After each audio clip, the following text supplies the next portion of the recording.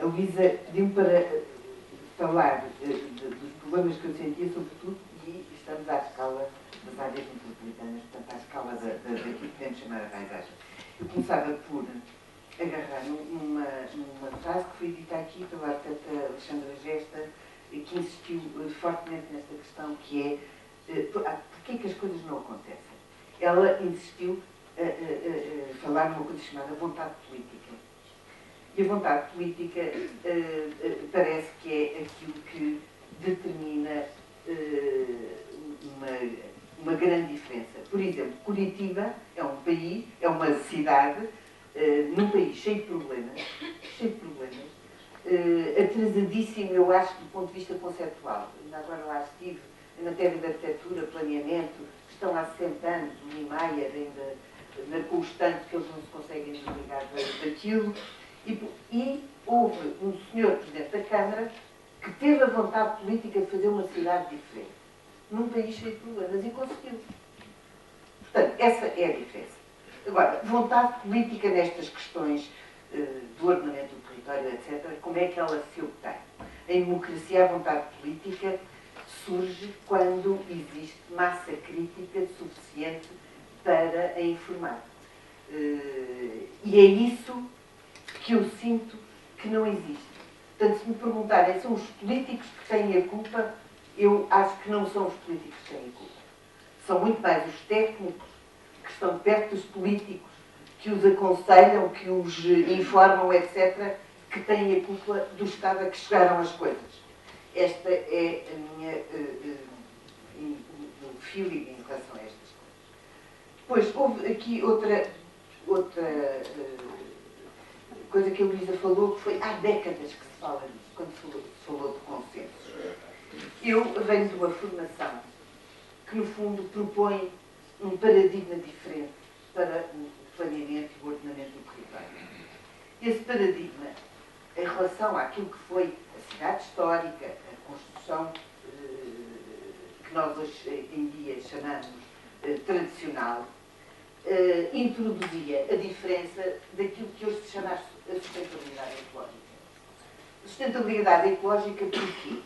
Porque as cidades cresceram enormemente à escala das áreas metropolitanas, como nós vimos, a distinção entre rural e urbano foi dissolvida por uma edificação dispersa completamente descontrolada e, portanto, este novo paradigma que já é anunciado desde os anos 30, não pensem que ao mesmo tempo que todo o período modernista, Carta de Atenas, etc., vigorou, há um novo paradigma que depende de um conceito muito importante, que é o chamado aptidão ecológica à implantação das atividades. O que é que isto significa? Significa que a paisagem, ou território, como alguns lhe chamam, não tem capacidade para receber as atividades em qualquer sítio. E situando a edificação entre estas atividades, não se pode construir em qualquer sítio. Isto era um conceito que qualquer rural tinha antes da fase modernista e antes do grande crescimento, do boom urbano que houve, em que as pessoas passaram a estar desligadas da agricultura, ou seja, passaram a estar desligadas dos solos que as sustentavam. Ora, este conceito é um conceito que hoje em dia a maioria esmagadora dos técnicos que trabalham em matéria de arquitetura, urbanismo, ordenamento do território, não aceita, porque acham que se pode construir em qualquer sítio. Tanto assim é que nós, desde 1965, temos uma lei, um regime de loteamentos que permite que qualquer privado compre um terreno em qualquer sítio, onde o mercado de terrenos o disponibiliza. Se propõe a fazer um loteamento, evidentemente, que para lhe dar o maior lucro possível e, portanto, com um índice de construção maior possível. E o submete à administração que só se a lei o impedir é que pode dizer que não. Portanto, esta ideia de que a administração não tem que controlar completamente digamos que o sistema de planeamento, o sistema de urbanização, de modo a garantir a qualidade do espaço é uma ideia que está na cabeça ainda da maioria das pessoas. E, portanto, é uma ideia que vai contra o novo paradigma que diz as cidades de antes eram umas cidades pequenas, o boom do crescimento fez com que elas se expandissem e nós não podemos continuar a usar o modelo da cidade histórica, digamos, do século XIX, para uma realidade completamente diferente. E é nesse aspecto que surge a ideia do plano verde, para dar um pouco a resposta à Luísa. De dizer que, de facto, não se pode construir em qualquer sítio. Os leitos cheios são completamente impróprios para se edificar, por variedíssimas razões. Tem que haver uma estrutura ecológica que reúna tudo o que são os espaços mais sensíveis do ponto de vista do funcionamento dos ecossistemas para que as coisas se mantenham a funcionar, para que o equilíbrio ecológico se mantenha a funcionar, e esse equilíbrio tem que ir desde a cidade até ao nível de uma estrutura ecológica que chamamos urbana. Isto é um conceito extremamente difícil de absorver e, sobretudo, nós vivemos num sistema de planeamento que não permite que isto se ponha em prática. E agora, eu agarrava noutra palavra de Pedro Binger, que tem a ver com o mercado dos solos. E também com o sistema de planeamento. Se me perguntam o que é que eu acho que está mal, o que é que eu acho que está mal? Primeiro, a questão dos loteamentos devia ser pura e simplesmente abolida. Estive-me a informar, antes de vir para cá, em França não existem loteamentos feitos por privados da iniciativa de privados. Na Alemanha não existem loteamentos feitos por privados da iniciativa de privados.